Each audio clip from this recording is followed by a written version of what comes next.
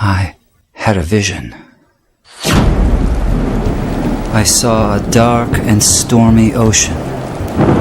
In that ocean, I thought I saw multitudes of poor human beings plunging and floating and shouting and shrieking, cursing and struggling and drowning.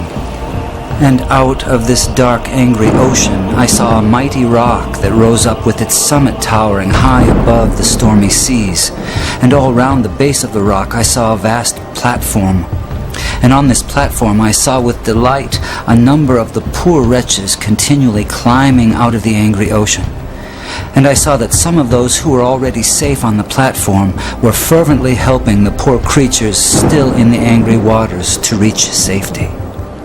But something puzzled me. Although they had all been rescued at one time or another from the ocean, nearly everyone seemed to have forgotten all about it. Anyway, the memory of its darkness and danger no longer troubled them. And what was equally strange and perplexing to me was that most of these people did not seem to have any care, that is, any agonizing care, about the poor perishing ones who were struggling and drowning right before their eyes. But then I saw something wonderful. I saw a great being from above come straight from his palace, right through the dark clouds. And he leapt right into the raging sea among the drowning people. And there I saw him toiling to rescue them until the sweat of his great anguish ran down in blood. And he was continually crying to those already rescued, to those whom he had helped with his own bleeding hands, to come and help him in the painful and laborious task of saving the lost. But the strangest thing of all was that those on the platform to whom he called were so taken up with their trades and professions and money-saving and pleasures and families and community and gatherings and religions and arguments about it that they did not respond to the cry that came to them from this wonderful being who had himself by his Spirit gone down into the sea. And so the multitude went on struggling and shrieking and drowning in the darkness. And then I saw something that seemed stranger than anything that had happened before in this very strange vision. Those whom this wonderful being cried out to come and help him in his difficult task were always praying and crying to him to come to them. Some wanted him to come and stay with them and spend his time and strength in making them happier. Others wanted him to come and take away various doubts and misgivings they had concerning the truth of some letters which he had written them. Others wanted him to come and make them feel more secure on the rock, so secure that they would be totally sure they would never slip off again.